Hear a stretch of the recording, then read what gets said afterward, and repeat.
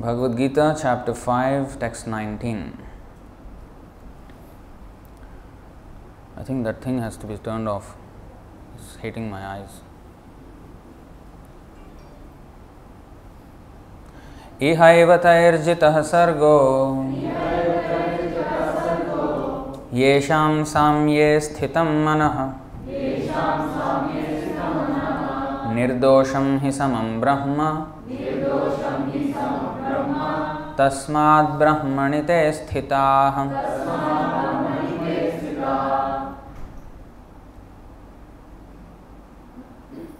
Iha, in this life. Eva, certainly. Taih, by them. Jitah, conquered. Sargah, birth and death. Yesham, whose. Samye, in equanimity. Sthitam, situated. Manah, mind. Nirdosham, flawless. He, certainly. Samam, in equanimity. Brahma, like the Supreme. Tasmat, therefore. Brahmani, in the Supreme. Te, they. Sthitaha, are situated. Translation and purport by His Divine Grace A.C. Bhaktivedanta Swami Srila Prabhupada Ki Jai. Translation: those whose minds are established in sameness and equanimity have already conquered the conditions of birth and death. They are flawless like Brahman, and thus they are already situated in Brahman. Please repeat: those whose minds are established in sameness and equanimity have already conquered the conditions of birth and death. They are flawless like Brahman, and thus they are already situated in Brahman. Purport: equanimity of mind, as mentioned above, is the sign of self-realization.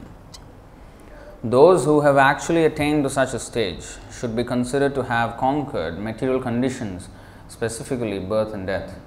As long as one identifies with this body, he is considered a conditioned soul. But as soon as he is elevated to the stage of equanimity through realization of self, he is liberated from conditional life. In other words, he is no longer subject to take birth in the material world, but can enter into the spiritual sky after his death. The Lord is flawless because he is without attraction or hatred. Similarly, when a living entity is without attraction or hatred, he also becomes flawless and eligible to enter into the spiritual sky. Such persons are to be considered already liberated, and their symptoms are described below. So in the following verses, the symptoms of self-realized persons are mentioned. Now, those are the future verses that we will be discussing. But today's verse, Ihaiva tayas jitah sargo. Now, Jitah Sargo, this is the aim of life, to conquer the birth and death. Sarga means creation, and actually when you say creation, there is already destruction that comes with it. Anything that has a created date has an expiry date, whether it be within a few moments or whether it be a million years or a trillion years, there has to be an expiry date of everything that is created. So when we say sarga means actually creation. In the 10 subjects that are discussed in the Srimad Bhagavatam, sarga is the first one. Atha sargo visargascha. I think that verse is there. I think Sridhar Swami's commentary.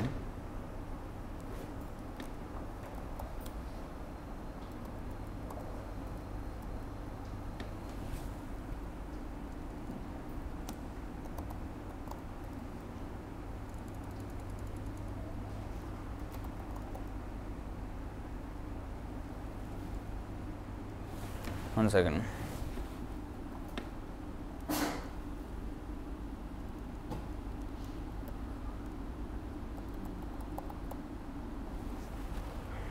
Yeah. This is actually, not Sridhar Swami's commentary. The Canto 2, Chapter 10, Text 1 of Srimad Bhagavatam. So, Bhagavad Gita has 5 subject matters that it discusses, and Bhagavatam discusses 10 subject matters.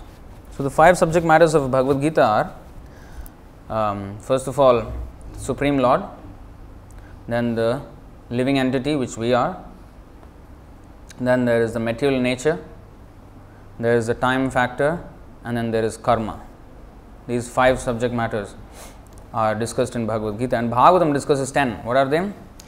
Here.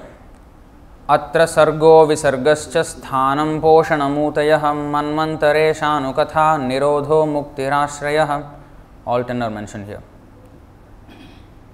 Sri Sukadeva Goswami said, in the Srimad Bhagavatam there are 10 divisions of statements regarding the following: the creation of the universe, sarga, and visarga means sub-creation, then sthanam, planetary systems, protection by the Lord, the creative impetus, the change of manus, the signs of God, returning home back to Godhead, liberation, and the summum bonum, which is the Supreme Personality of Godhead in His full glory, all His pastimes and everything.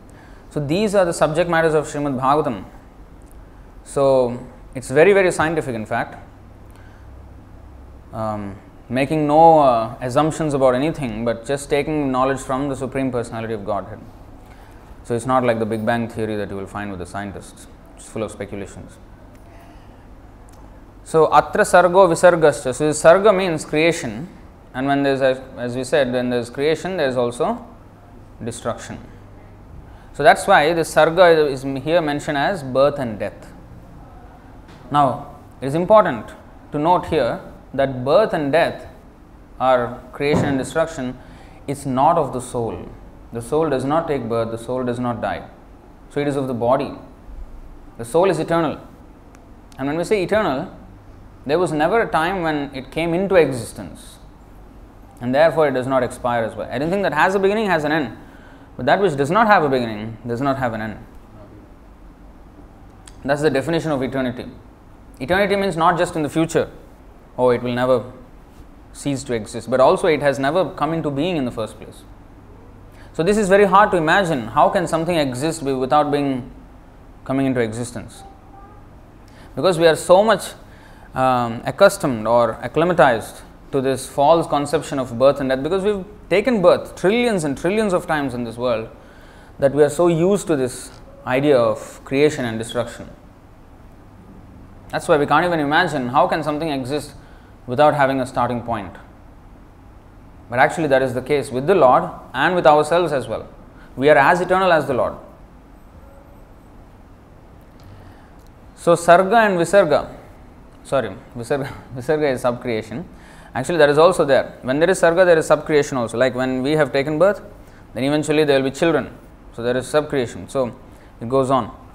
So, like that, this birth and death, there are 6 transformations that everything that is created undergoes.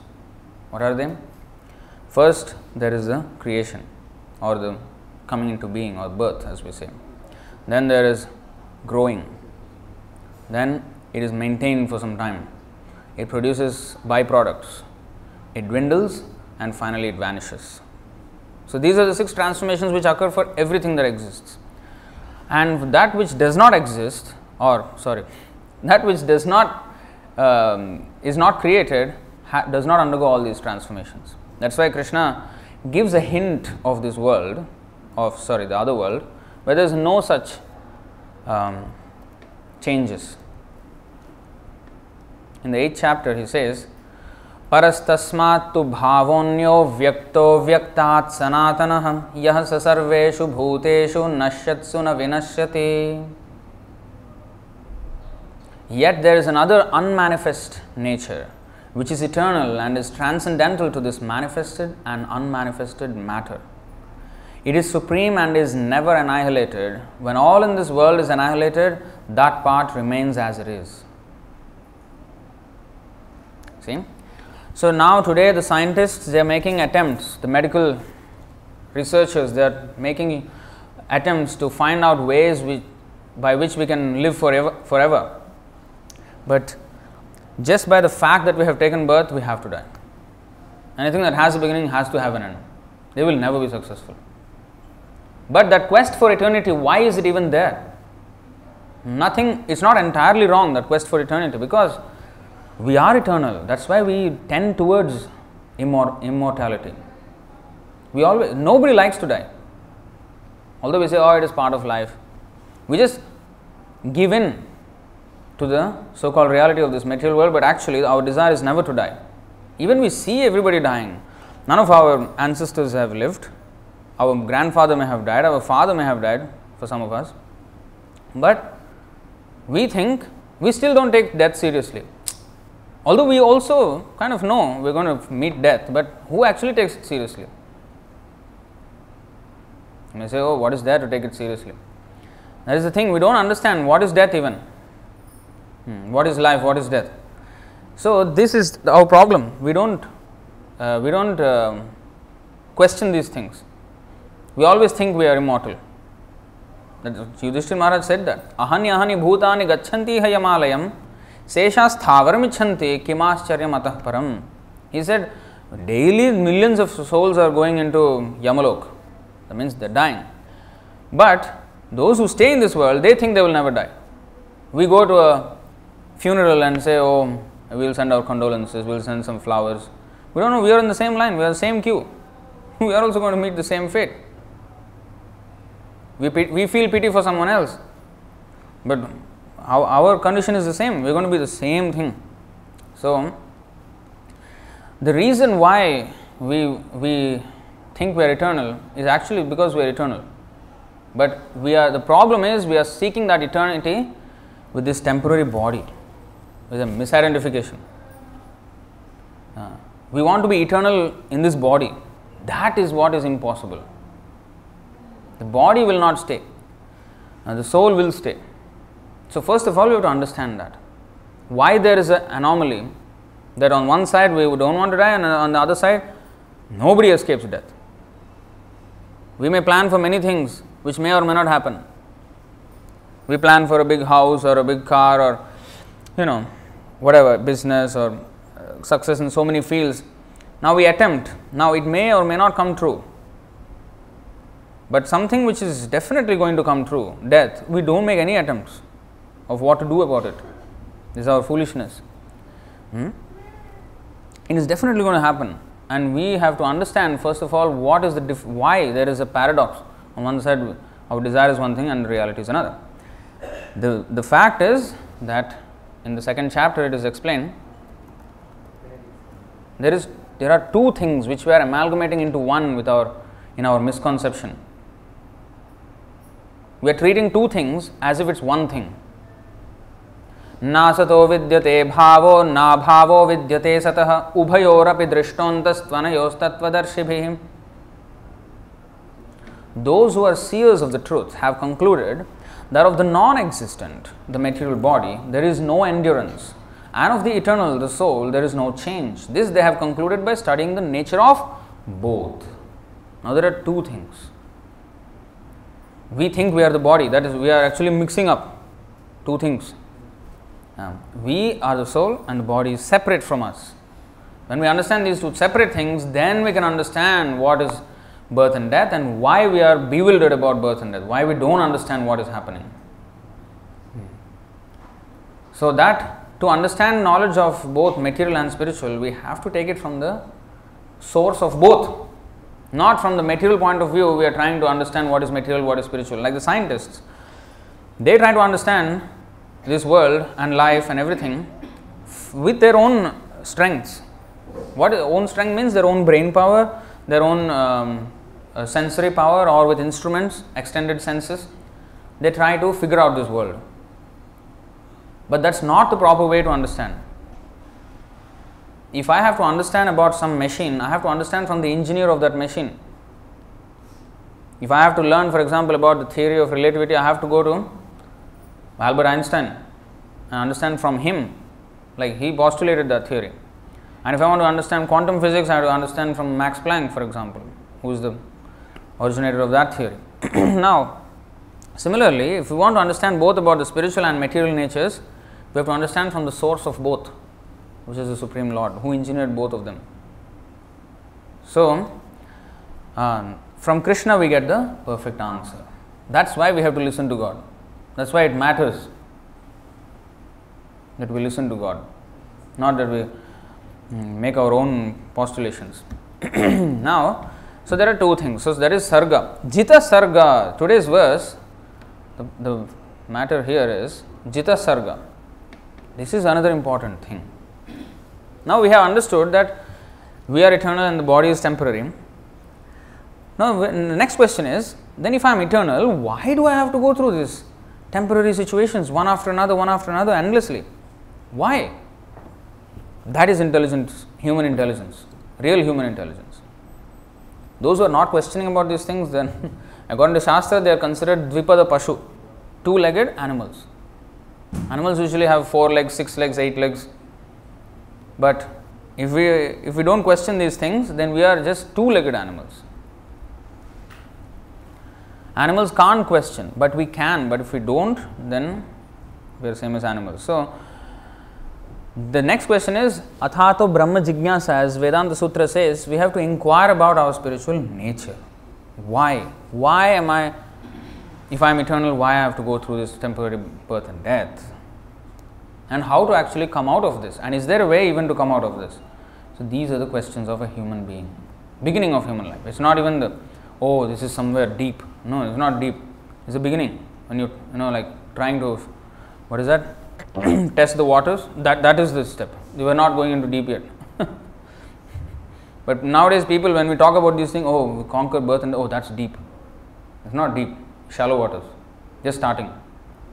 So, the aim of human life is this, to conquer. There is a way, first of all. The way is that we have to return to our eternal nature, where we actually belong. We belong to the spiritual world, to the transcendental world. And in association with God, we are supposed to enjoy. But we have come into this world neglecting Krishna. And now we are suffering in this world. That's what Krishna says in Bhagavad Gita, 15th chapter.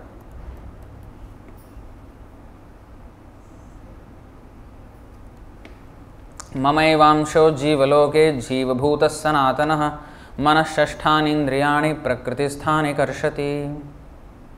The living entities in this conditioned world are my eternal fragmental parts. Due to conditioned life, they are struggling very hard with 6 senses, which include the mind. We are struggling here because we have come far. We are His eternal parts. And that's why in the previous verse it is said, our real home, a slight hint about how our real home looks like. It's quite distinct from this world.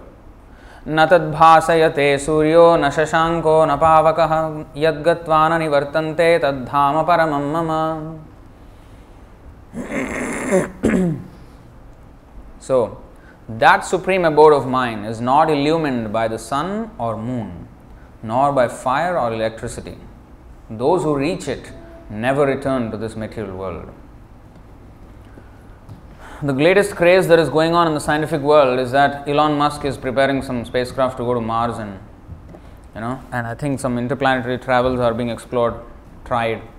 But here is interplanetary travel, inter-universal travel. In fact, crossing all the universes and going into the spiritual world.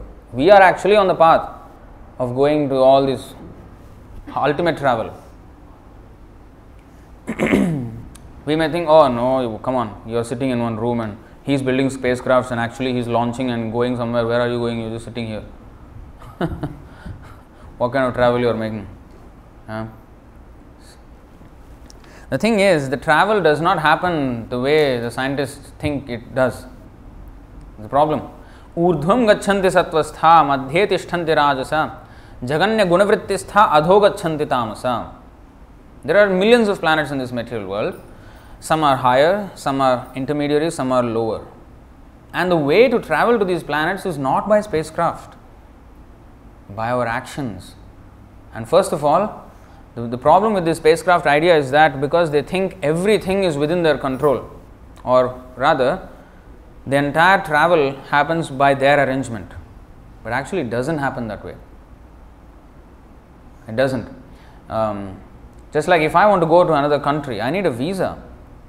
It's not just I can buy a ticket and then I go there, or I build a plane and then I land in the other.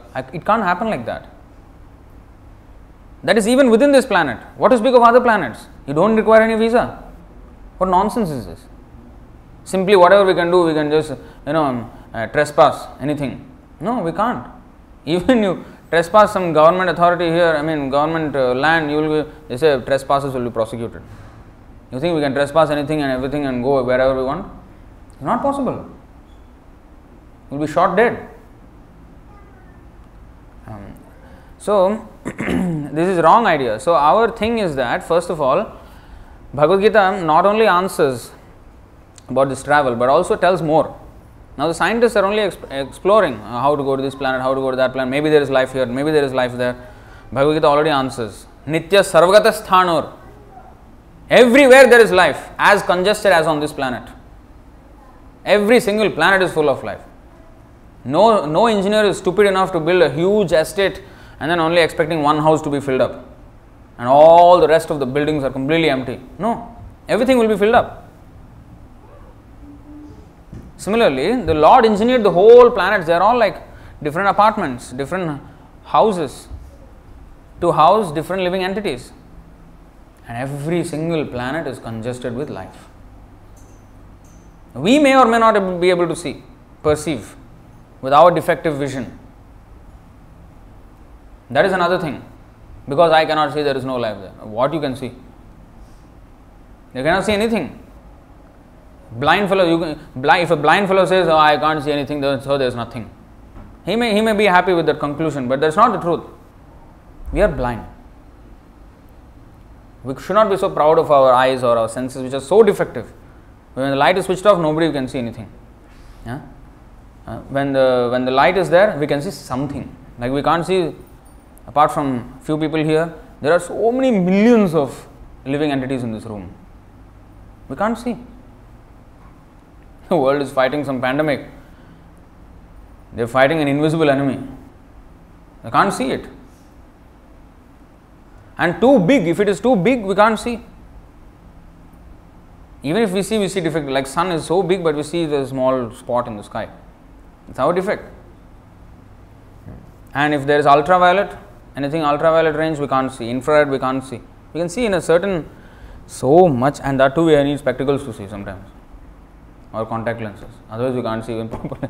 What is right in front of our eyes is blurred. So if with all these defects, you want to see everything. You want to see the whole planets and all the... How is it possible? Not possible. So that's not the way to go.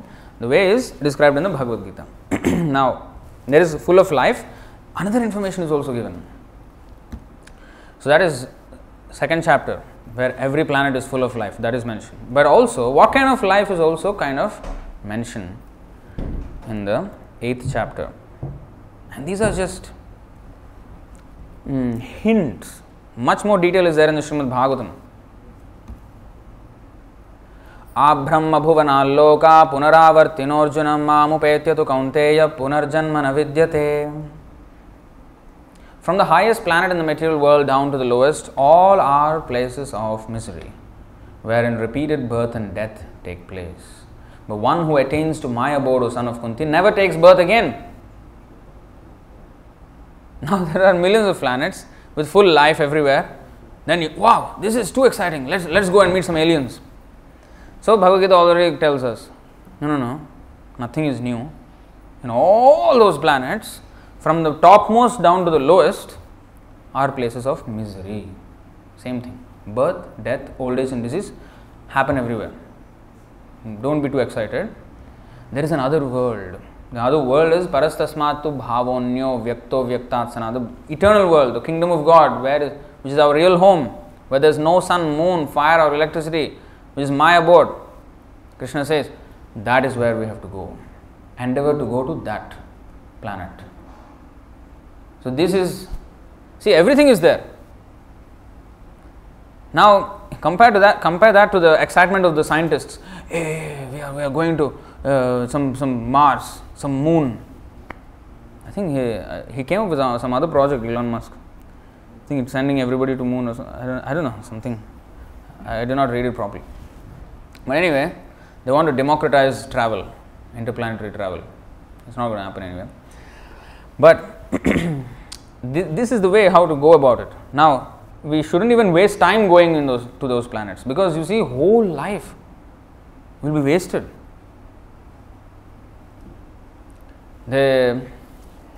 Recently that there was this scientist, what the scientists say is that there is a similar solar system there, like ours, and then it's like 4.2 light years away. 4.2 light years means light travels at the speed of like how many? 300 million. 3 lakhs 6 into 10 to the power 6.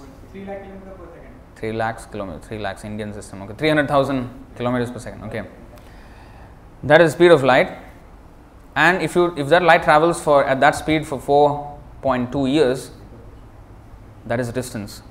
That next solar system, which is seemingly same as this one, according to their claims. Now they are trying to get some information from the solar system. How? They want to send something, some nano probes, light sails. I mean, anyway, it's not necessary to know because it's stupid. Actually, it's completely stupid. And they will go there and come back, it seems. So they will definitely go at the speed less than light, about 1/5 the speed of light, they say. So it will take 20 years to go, 21 years to be precise, and then 21 years to come back. 42 years later, you will have some information about what happened. Come on, have some. And then anyway, you cannot go there at the speed of light. So these are all very childish attempts. The scientists, what they are doing with all the jumping, like monkeys jumping, children jumping, there is no meaning to that. Like this, they are trying to jump this planet, that planet. This is just childish, very, very childish, not even mature. Mature means Jita Sarga. Today's word is Jita Sarga. Try to conquer, go to that place where there is no birth and death. Why travel to another place where there are same conditions? In a different packaging, that's all. Now, India and Singapore, there is difference of the standard of living, this and that. But the same birth, death, old age and disease, you can't escape, right? So that exists everywhere. Whether the standard of living is low or high or whatever, these things you can't escape in this material world. That is intelligence. That's why Bhagavatam says,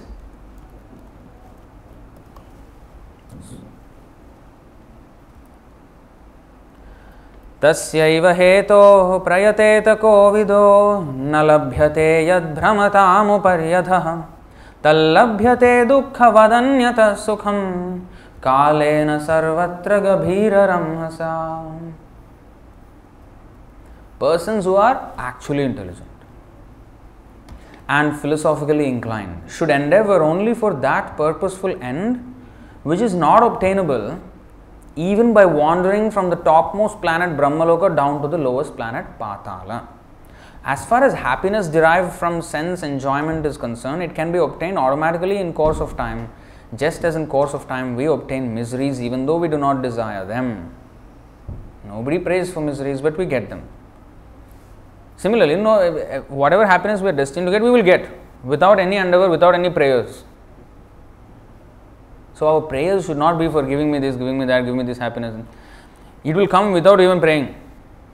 That's why people become atheists. I am happy without praying, you are praying and still in so much suffering. Why to pray to God? Get lost. So they become atheists. They don't understand why to go to God. We should go to Krishna not to take service from God. Oh, give me this, give me that. Krishna has already made a full arrangement for that. Whatever we deserve, according to what our desire is, and according to what we deserve. Depending on our previous karma, he has already arranged. We don't need to ask him. The animals are not asking him for, please give us our daily bread. No, they are getting their daily bread. They are hunting or they are eating grass or whatever, they are getting it. You don't have to ask God for this. He has made full arrangement. Our request to God is, kindly engage me in your service. Please make me your servant. Enough of taking service from you. I want to become your servant now. Please take my service. That is the prayer. We should become servants. We should carry out God's order. That we are not doing. So, tasyeva hetu prayateta kovida. Kovida means one who is broadly intelligent, not narrow-mindedness. Such broadly intelligent persons do not, what is that? They endeavor only for that purposeful end which is not obtainable even by wandering from to all the topmost to bottommost all planets of the universe. So what is that end? What is that purpose which is not obtainable anywhere in this universe? That is our eternal life, Jita Sarga. And that is attainable with complete service to God, service to Krishna, back in our original home, Vaikuntha, where we actually belong. So, that's why this word is very important, Jita Sarga.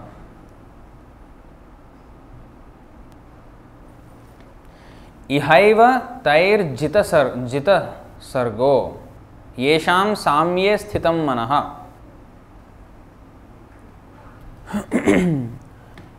Mind, manaha means mind, sthitam means to be situated in samye, equanimity. And it is actually a symptom. Equanimity means to be same, fortitude. This is fortitude. To be in the same mindset, whether it's happiness or distress, success or failure, or victory or defeat, or whatever it is, one is not agitated by these situations. And that is a symptom. It is not something we should try to achieve. It is a symptom of a state of mind, of a state of existence, which will automatically manifest when we are in that state. What is that state? That is called Tasmat Brahmanite Sthita, the Brahman platform, the spiritual platform. Now, what is the spiritual platform and what is all this? What is this samam, samye, equanimity? Just like if we, for example, have fever, our temperature rises. Now, the rising of temperature is a symptom. It is not the problem. It is a symptom of the problem. The problem is something else. If we think the rising of temperature is the problem, so immediate logic is that cool down the temperature, put ice. Becomes worse. Or take ice, take more ice, cool drinks. Sit in the air conditioned room, turn on the temperature minimum, and then sit down, you will cool down. It will become even worse, the temperature will rise even more. So that is a nonsense way of solving a problem. We should understand actually what the problem is and what is the symptom of the problem that is surfacing and that we actually see. You know, when there is an earthquake, a lot of damage happens. But then there is a point called epicenter, which is at the... What is an epicenter? It's not the source of earthquake still. It is the point that is directly above the actual place where the problem happened, which is hypocenter. And that's where the actual shaking happened. And then that manifested, and when it comes to the surface, it shook the surface. And the point directly above the hypocenter, which is on the surface, that is the epicenter, and then the ripples happen and everywhere it's destroyed. So we should know that when we see some effect far away, we should know where actually the center is. Center not only on the surface but deep down. Everything has cause like this. Sarva karana karanam. Ishvara Parama Krishna. Satchidananda Vigraha. Anadiradir Govinda Sarva Karana Karanam. So the cause of this is this. The cause of that is this. So actually we should find the last link in that chain, or rather first link in that chain. In diagnostics means to reverse engineer what happened. That is diagnostics. The engineering happens in the other way. Like the fever started with the virus or something coming in, and then our body started to fight, and the temperature rises. And then, so the doctor, when he sees the temperature first, which is actually the last manifestation of the whole problem of the sequence of events. Now from that he tries to deduce what happened first. So for the diagnosis, the first thing that happened seems to be the last thing in the investigation. You see this? So the first link in the chain of Sarva Karana Karanam, the first one who is the source of all the other causes, that is Krishna. And our suffering is because of our separation from Krishna. That is the original problem. So, yesham samye sthitam manaha. So, this samye sthitam manaha is a symptom of a person who is deep down fully satisfied in the hypocenter, not even in the epicenter. He is not happy just in the surface level, deep. This is deep. So, he is actually happy. That is explained.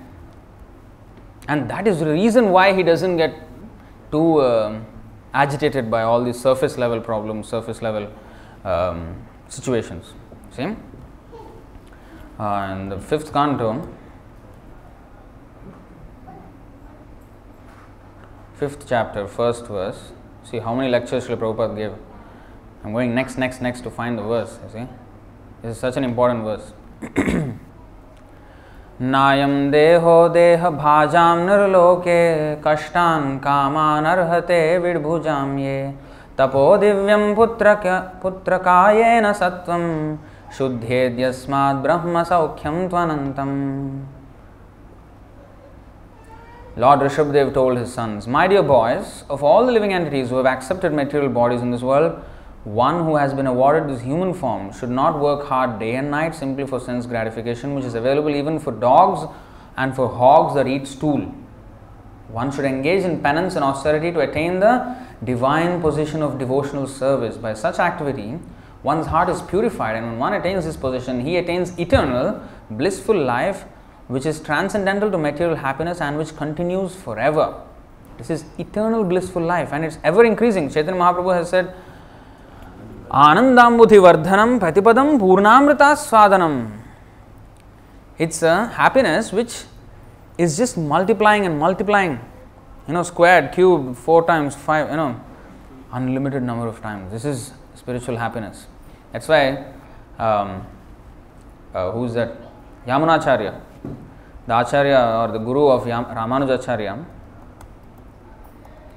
he said, Yadavadhimam achetah Krishna padarvinde Nava navarasadhaman yudhyatam rantumasit Tadavadhivatanari sangame smaryamane Bhavati mukha vikarah sushtu nishthevanam cha.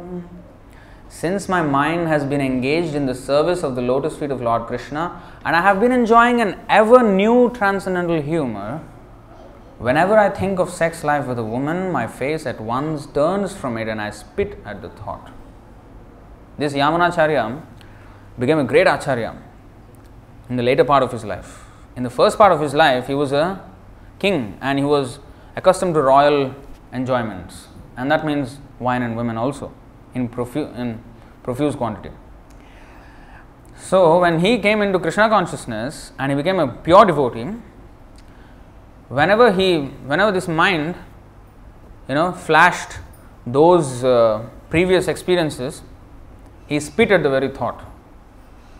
Because in this material world, sex life is considered adirasa, the highest of enjoyments in the material world, material enjoyments. So every other enjoyment fades in comparison. So Yamunacharya is saying that even that so-called highest enjoyment, I spit at the thought. How? Just like if it is garbage, we vomit, when we see garbage. But pig is enjoying. Pig is very happy. Like, this is my feast, don't disturb me. But we spit at the thought. We even puke. Spit is actually small. So a transcendentalist who is actually Krishna conscious, who is actually happy in Krishna consciousness, he pukes at material enjoyment. So this is the ever increasing eternal happiness. Navyavad hridaye yajño brahmaitad brahmavadibhi. This is Brahman position. This is explained in the Bhagavatam.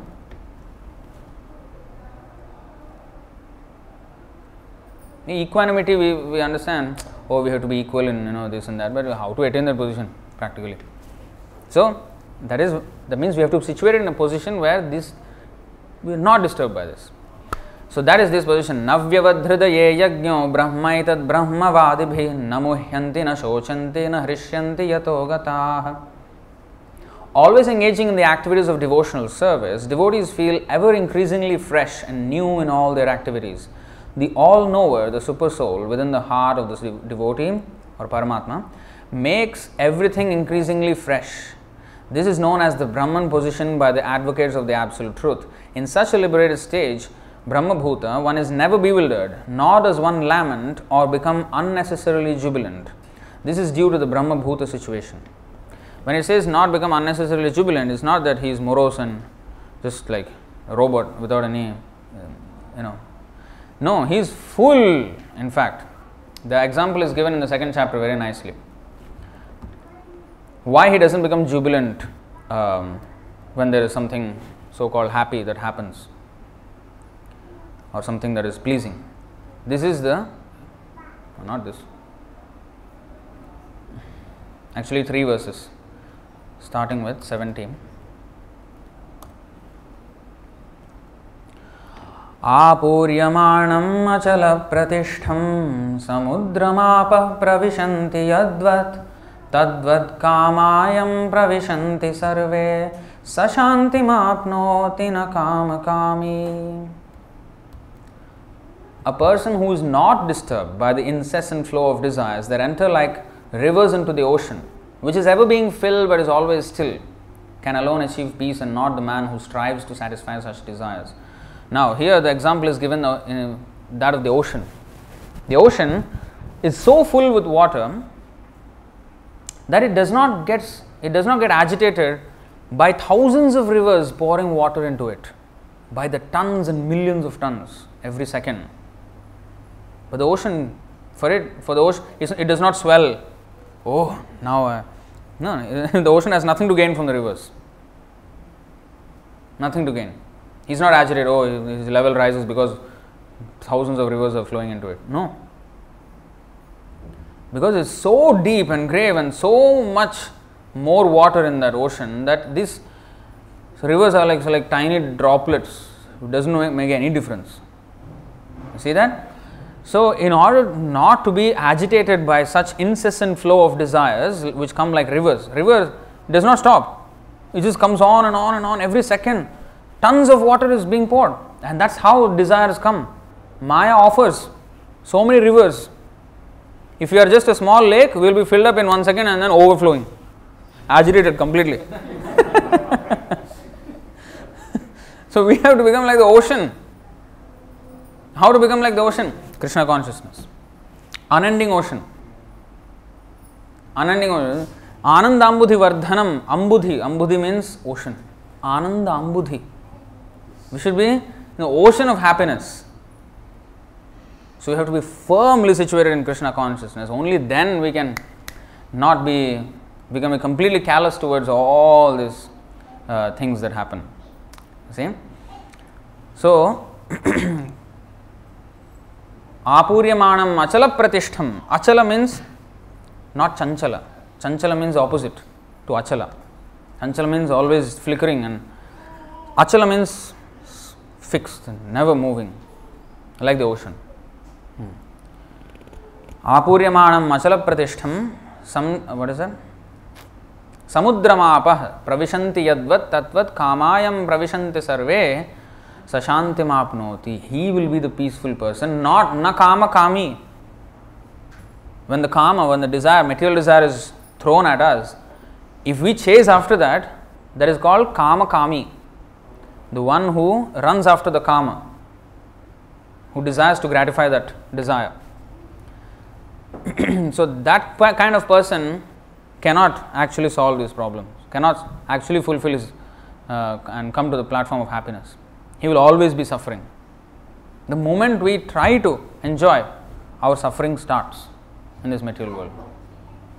Prahlad Maharaj said that. 7:42. Sukhaya dukkha mokshaya sankalpa iha karminah sadapnoti haya dukkham manihaya sukhavritah.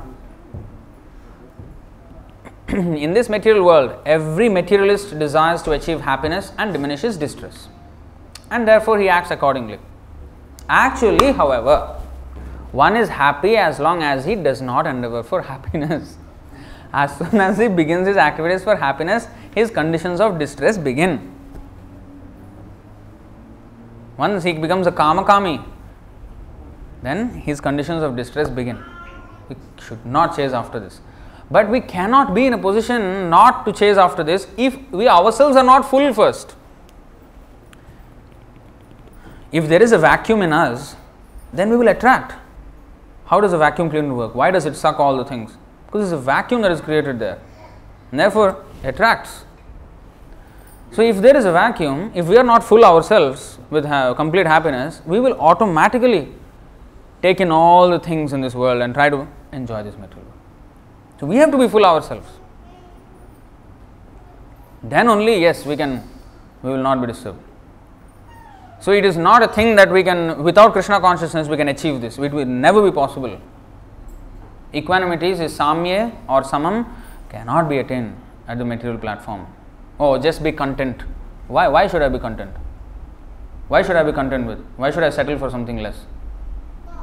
We can only be content when we have far more than what is being presented to us. Just like for a millionaire, to Bill Gates, you propose him a business proposal, hey, you do this for me, I'll give you $10.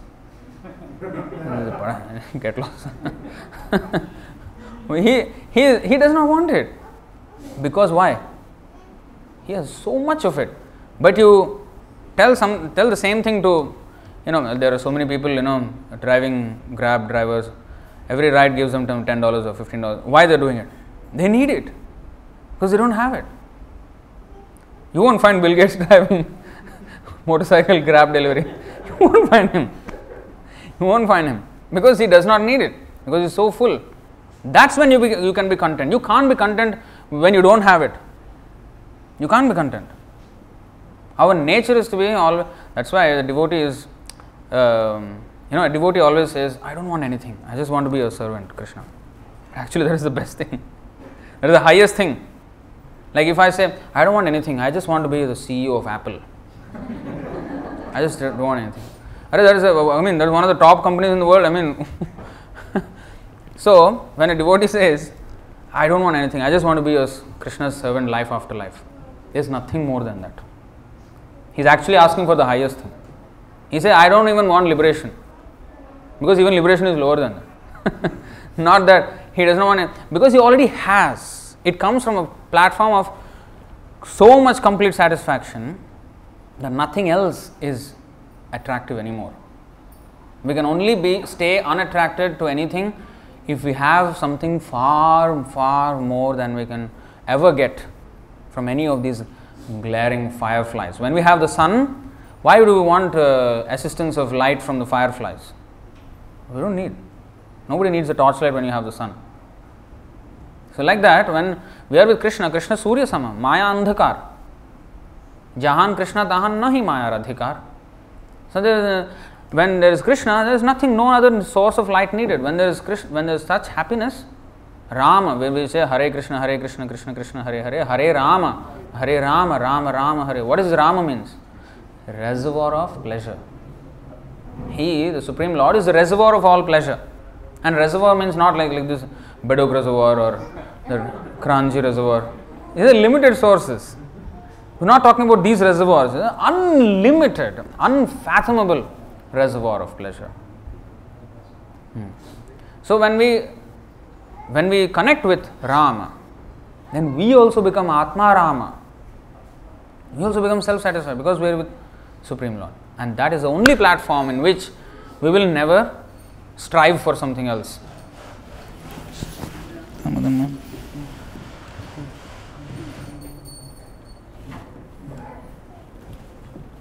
You see? So, Brahman, 1854, Krishna explains the Brahman position. Brahma bhuta prasannatma nashochyati nakangshati samah sarveshu bhuteshu madbhaktim labhate param. See again, samam, the samaha, samye. One who is thus transcendently situated at once realizes the Supreme Brahman and becomes fully joyful. He never laments or desires to have anything. He is equally disposed toward every living entity. In that state, he attains pure devotional service unto me. You see? What is this transcendentally situated? What is transcending what? You have to know everything properly. Oh, transcendently situated. Yes, Prabhu. Transcendental knowledge. Transcendental. What is transcendental? Transcendental to what? Transcending what? The material nature. And what does the material nature means? The three modes of material nature. Nistraigunya bhava Arjuna. Krishna says to Arjuna, you transcend these three modes. What are the three modes? Now, next question. Goodness, passion, ignorance. What is goodness, passion, ignorance? What are these modes? What are they doing? So, everything has these qualities. You can actually read in the 14th chapter and also in the 17th and 18th chapters. What is like one example, like food, sattvic food. They say, I want sattvic food, Prabhu. What is the sattvic? The food which is in sattva gun.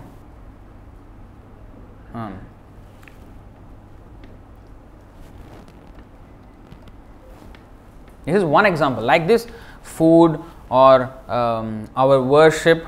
Like worship also can be in three modes. Mode of goodness, they worship the devatas.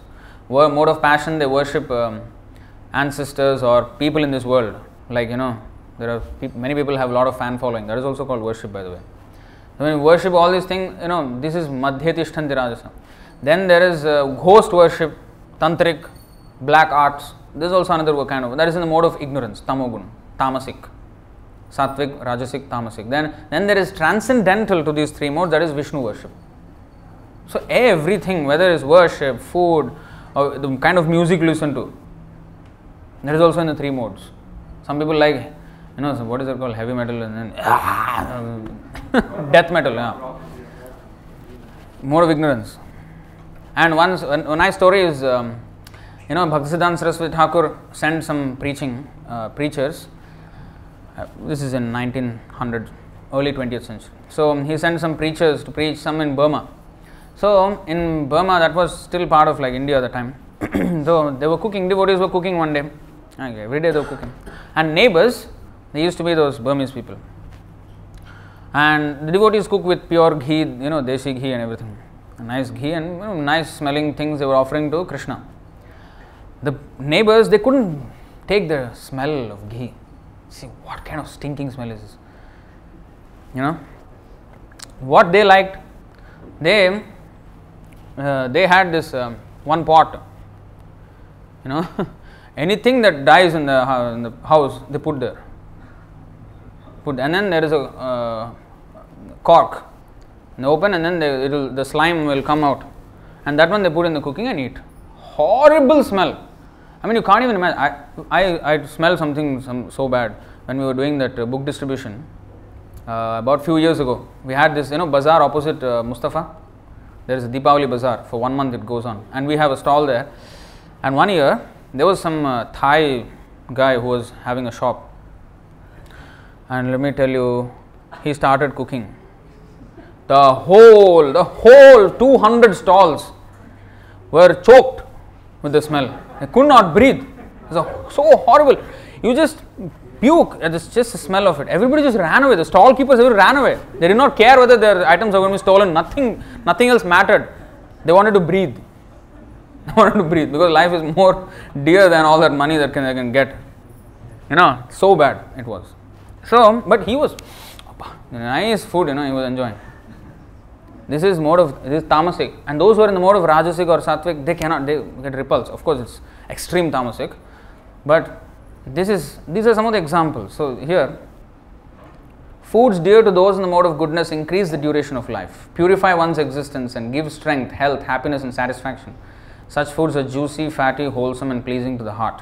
Now, fatty means not all kinds of ghee and like that, and that too in moderate quantities also. Yeah. Next, foods that are too bitter, too sour, salty, hot, pungent, dry and burning are dear to those in the mode of passion. Such foods cause distress, misery and disease. Rajasic food. And tamasic food. Food prepared more than 3 hours before being eaten. But this doesn't apply to prasadam though. Once it's offered to Krishna, it's different. Other food, which is prepared 3 hours, if you go to restaurants, they sometimes recycle a few days back.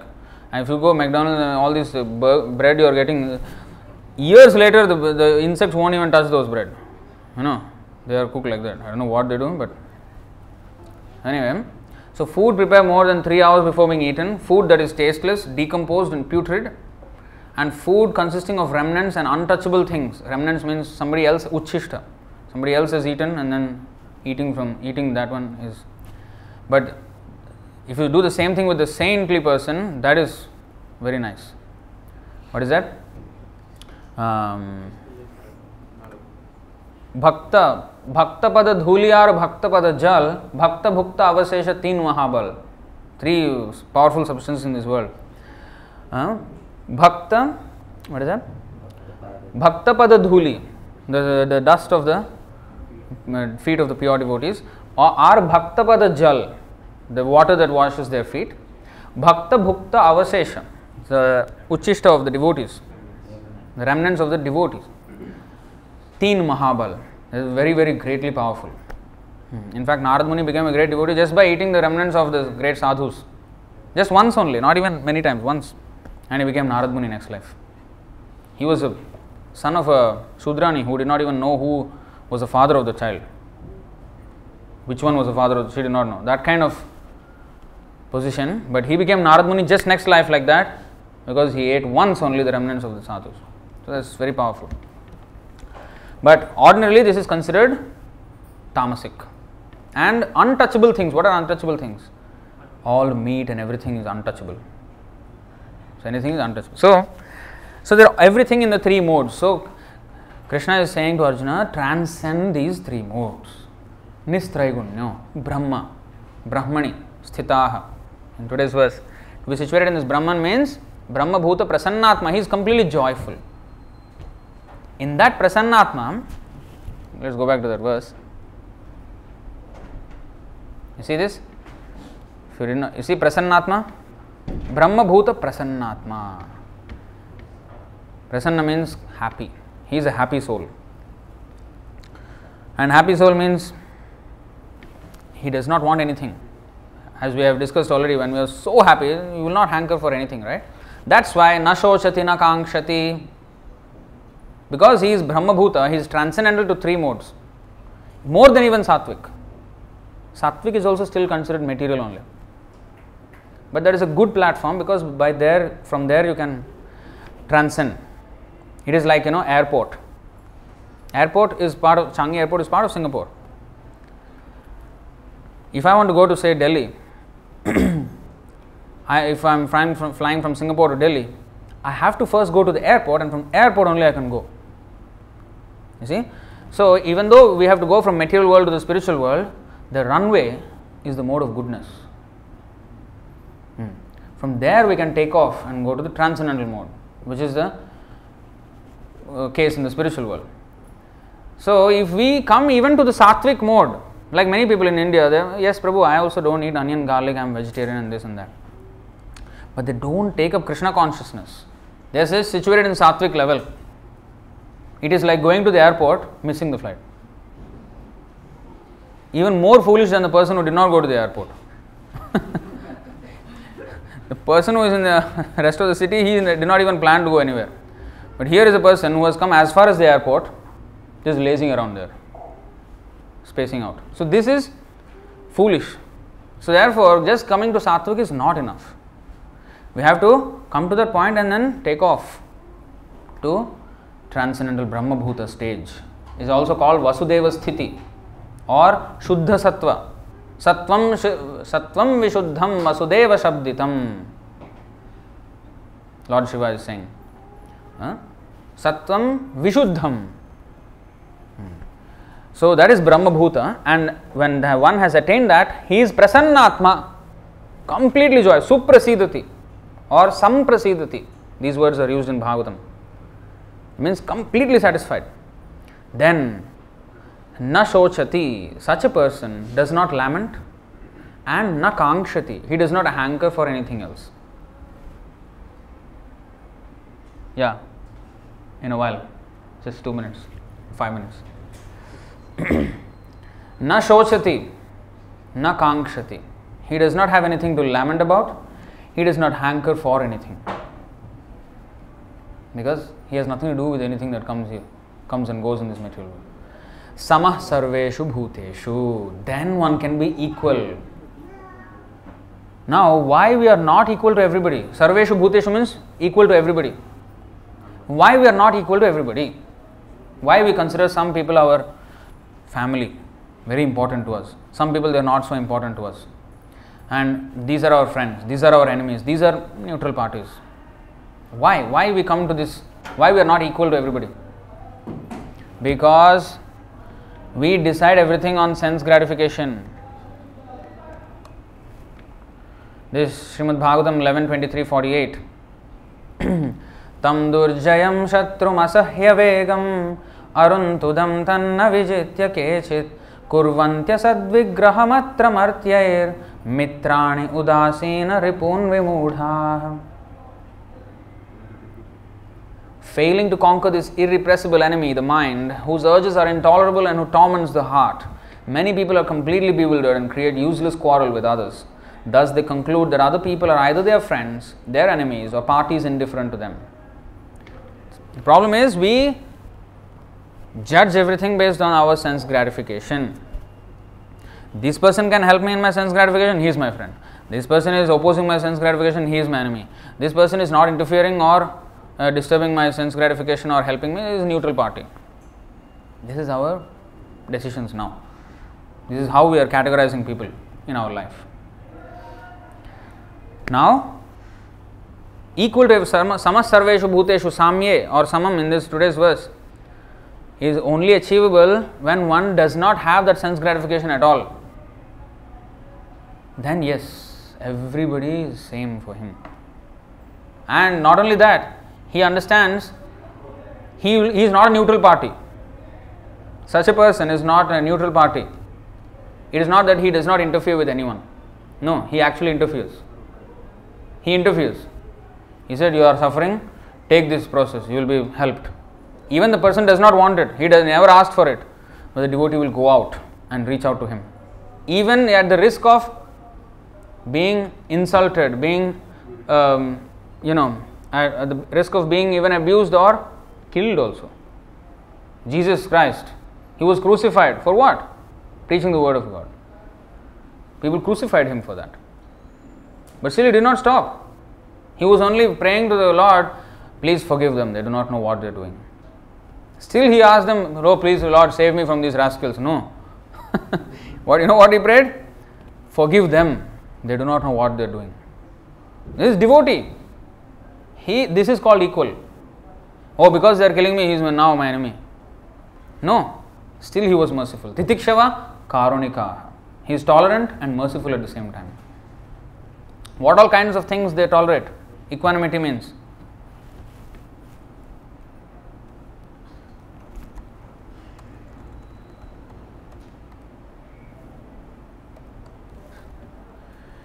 Yeah, this is one. Then I will show you another one. Tiraskrita vipralabdha shaptaha kshipta hata apinnasya tat pratikurvanti tad bhaktaha prabhavopihi. The devotees of the Lord are so forbearing that even though they are defamed, cheated, cursed, disturbed, neglected or even killed, they are never inclined to avenge themselves. This is equanimity. Now we can just judge ourselves how far or how near we are to this stage. Defamed, cheated, cursed, disturbed, neglected or even killed. They never avenge themselves. Another example, Rishabdev showed this example. I'll quickly read the translation of this verse. This is actually a prose, in fact, it's not a verse, it's very long. Now, this is what happened. Rishabdev, he instructed his sons. He was a great king. In fact, he is the avatar of Krishna. And after instructing his sons took over the government. He became an avadut. He became, avadut. Then, this is what he did. Rishabdev began to tour through cities, villages, mines, countrysides, valleys, gardens, military camps, cow pens, the homes of cowherdmen, transient hotels, hills, forests and hermitages. Wherever he travelled, all bad elements surrounded him, just like flies surround the body of an elephant coming from a forest. He was always being threatened You see what kind of things he tolerated. He was always being threatened, beaten, urinated upon, and spat upon. Sometimes people threw stones, stool, and dust at him, and sometimes people passed foul air before him. Thus people called him many bad names and gave him a great deal of trouble, but he did not care about this, for he understood that the body is simply meant for such an end. He was situated on the spiritual platform, Brahmabhuta stage. This is Brahmabhuta stage. And being in his spiritual glory, he did not care for all these material insults. In other words, he completely understood that matter and spirit are separate, and he had no bodily conception. Thus, without being angry at anyone, he walked through the whole world alone.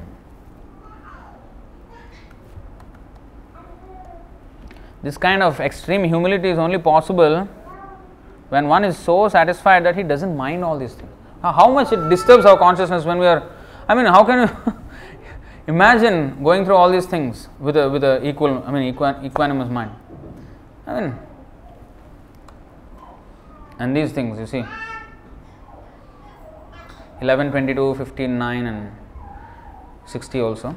Even though neglected, insulted, ridiculed or envied by bad men, or even though repeatedly agitated by being beaten, tied up or deprived of one's occupation, spat upon or polluted with urine by ignorant people, one who desires the highest goal in life should, in spite of all these difficulties, use his intelligence to keep himself safe on the spiritual platform. Safe on the spiritual platform, not safe, how to keep oneself safe materially. No, spiritual platform. That means what is the safe? What is safe in the spiritual platform? What is the safety? Humility. That's why Chaitanya Mahaprabhu said, Trinadapi sunichena, more humbler than the grass. You step on the grass, it will just bow down. And tarorapi sahishnuna, more tolerant than the tree. Even if you cut the tree won't protest. That kind of tolerance. And amanina manadena. Amanina means not expecting any honor from others. Not expecting any honor.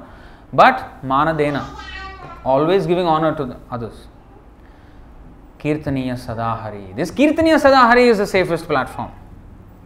Because even one moment lost without remembrance of Krishna is the greatest danger. What is that? Sahanistan mahachidram. Sahanistan mahachidram vibhramaha. Yan muhurtam kshanam vapi vasudevam na chintayet. One word I am forgetting. Two words in the second line. Sahanistan mahachidram.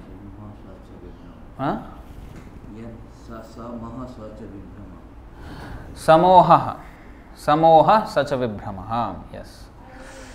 What is that? One moment lost from the remembrance of Krishna is the greatest anomaly, the greatest illusion, the greatest, what is that? Bewilderment. So, safe on the spiritual platform means Kirtaniya Sadahari. And to get to that, Trinadapi Sunichena is the key. Next verse. 61, sorry. O soul of the universe, the conditioning of one's personality in material life is very strong, and therefore it is very difficult even for learned men to tolerate the offences committed against them by ignorant people. Even learned men, for them also it is difficult to tolerate offences committed against them. Only your devotees who are fixed in your loving service and who have achieved peace by residing at your lotus feet are able to tolerate such offences. Only devotees can come to this platform of Brahmabhuta. That does not mean, however, that when the Lord is disrespected or insulted, or when a devotee is insulted, another devotee, not myself. If I think I am a devotee, they've gone, finish. Oh, I am a devotee, I am being insulted, I will retaliate. Finish. That means I am not a devotee. If another devotee is insulted, or if the Lord is insulted, one must become very angry. And Hanuman, who is a great sadhu, right? He showed how to use anger in Krishna's service, in the Lord's service. Anger, there is a place for anger, but it is not to be used for retaliating offences to oneself, but retaliating offences to the Lord. That one must do, just as fiercely as Hanuman has done. That is another subject for another day. So, but this is the stage, equanimity, all this can be achieved by Krishna consciousness. And Krishna consciousness means to be conscious of Krishna. That's all. Simple definition of Krishna consciousness: to be conscious of Krishna all the time, and that is best achieved by just chanting Hare Krishna, this Mahamantra.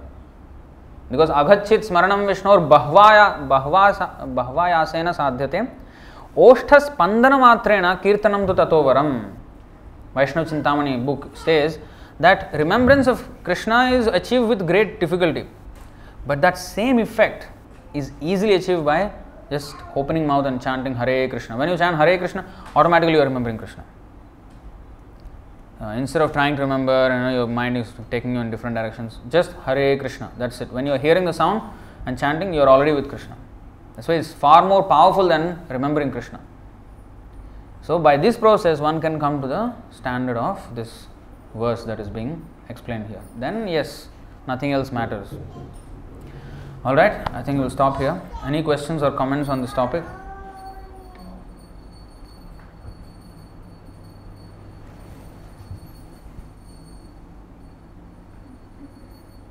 There's no questions online. Any other questions here? If there are not, we'll stop here.